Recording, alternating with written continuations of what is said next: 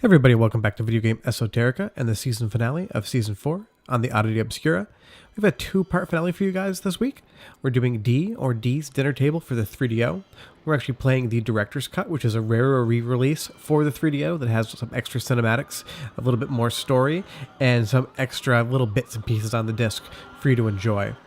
The reason we picked this for the Oddity Obscura is this game, when it came out, was lauded as being this gigantic technological leap in storytelling, in visuals, in game design, and now it's looked back upon as being kind of a crap game. I highly disagree with that entire statement. I think this game is amazing, and I think it brought a lot of what horror games are now to the forefront. Warp and Kenji Eno had a very strange sense of game design and the sort of visuals, the music, and the overall themes that they put into their game. But this game is, to me, an incredible horror experience that you definitely have to play. It also only takes, at the most, 2 hours to beat. There are no saves. There is an in-game timer. You have to solve all the puzzles before 2 hours are up, or else you lose. So as far as a time commitment to experience this, you really can beat the game in under an hour, which I did during this playthrough. How it's going to work is we're going to have a two-part series on this. We're going to be doing half the game in episode 9, and then next week in episode 10, we're going to go ahead and finish up the game. I'm not going to show you the ending because I do want to leave a little bit to the imagination, but we're going to be talking about the history of D, kind of how it came to be, some of the little secrets behind the game development, and everything else. Some good information for you guys. Otherwise, I'll let you watch a little bit more of the intro, and we'll be back with some gameplay, talk about D.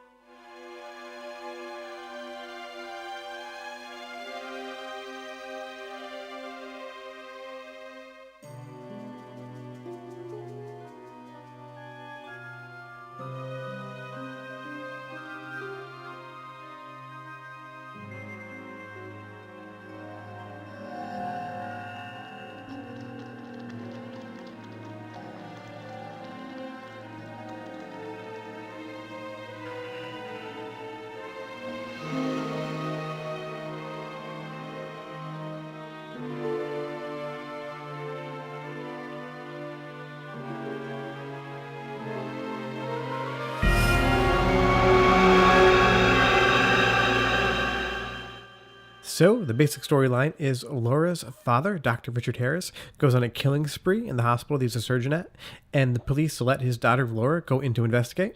Not sure why they did that, but that's kind of what happens. And you get sucked through a portal in the lobby of the hospital, and you end up in this Gothic-style medieval castle. Now, the game isn't directly tied to the Dracula mythos, but it does have a lot of vampire elements to it that do unfold as you play the game. I won't spoil all of them for you because there are some definite reveals that are quite interesting. But as far as the gameplay and storyline are concerned, it does have those elements to it. One of the odd things, one of the great stories about the development of this game is that the storyline was only added into the game after the game was created. All the environments and all the puzzles were placed in the game, and then Kenji Eno came from behind and added story elements to D. So much so that he added things in that shouldn't have been there.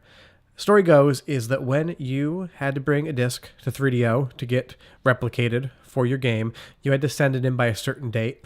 And if you were past your cutoff date for those games being made, you had to hand deliver a game to the pressing studio. So Kenji Eno delivered what he called D to 3DO, and then when he had to deliver the final version, he was intentionally late on giving them that disc. So when he had to hand deliver it, he added in content that would have not been allowed technically on the platform because of some of the graphic nature, although today it's extremely mild. And he was able to trick the pressing plant into making a game that technically shouldn't have been done. It's a great story, but it's really funny that this game has a great storyline for its time and it meshes together really well. So it's really interesting to think that the story was actually put in secondarily. Even more interesting is that this storyline was supposed to continue into D2. Now, D2 did come out on the Dreamcast, and it does star Laura, Warp's digital actress, but otherwise, the storyline bears no resemblance to what you're looking at right now. D2 for the Dreamcast has aliens, you're in a remote snowy mountain, definitely nothing like what you're looking at right now. But D2 was originally slated to come out on the 3DO M2. Oh, I really love that jump scare there. I know it's there, but when you play it for the first time, especially if it was 95 and you were a kid, that's kind of scary. But anyways, this game sequel is supposed to come out on the 3DO M2, and that brings the Dracula mythos right to the forefront. The same person, Laura, has her unborn baby stolen and transported through time back to Vlad Tepe's castle in Romania, and that's where the game jumps off.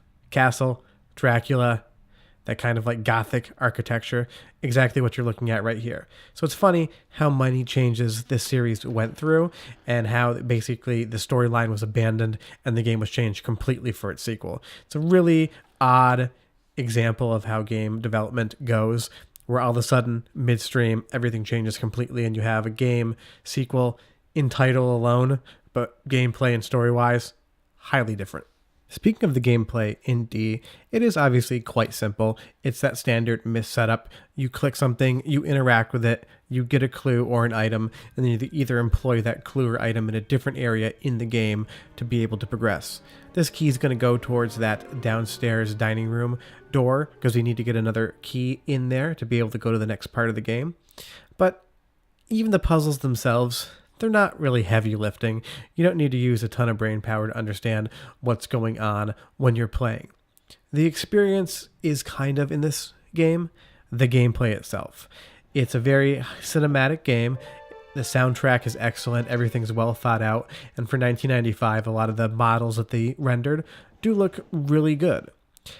And that's why when this game came out, it was lauded as being a revolutionary game. It received really high review marks all across the board. This was considered something that was a work of art.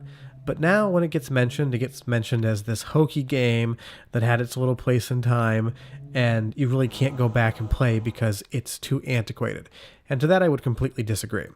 What I'll let you guys do is watch a little bit more of the gameplay here. I'll come back at the end and kind of let you know what we're going to be doing in part 2, but I do want you to just be able to watch some gameplay and see how those puzzles are solved. But enjoy, and we'll be back in just a second.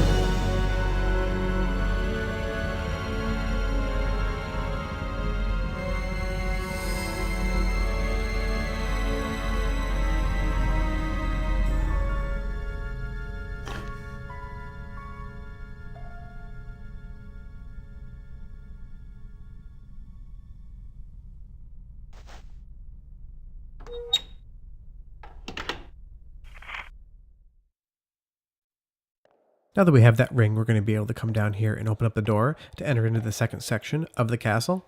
The game's structured in segments. You have the opening segment that we're just passing now, and there's a secondary stage where you're going through more of the castle, and then the final third of the game where you're going up into the towers. Definitely wanted to use D as the finale for Oddity Obscura because it's a game that is odd in every way, shape, and form, from its storyline to its presentation to its place in history. This is a game that is both extremely well known and also forgot about at the same time. So in part 2, we're going to be going over a little bit more of the gameplay, a lot more of the history, things like that. Short of that, I really appreciate you guys watching. If you could do us a huge favor, go down below and hit that like and subscribe button. It takes us a ton of work to make each one of these episodes, especially this one because I had to play through the whole game and capture it, and each like and subscription definitely help us out. If you want to catch us on Instagram, you can at Chicago Game Collector. Otherwise, we will be back next Tuesday for the season finale of Oddity Obscura. But don't worry, the Tuesday after that, we're going to start episode 1 of season 5, and you'll find out what that is when you get to it. Otherwise, thanks so much for watching. You guys have a great weekend, and we'll see you next week. Enjoy this Indiana Jones-esque rolling boulder segment. Bye-bye.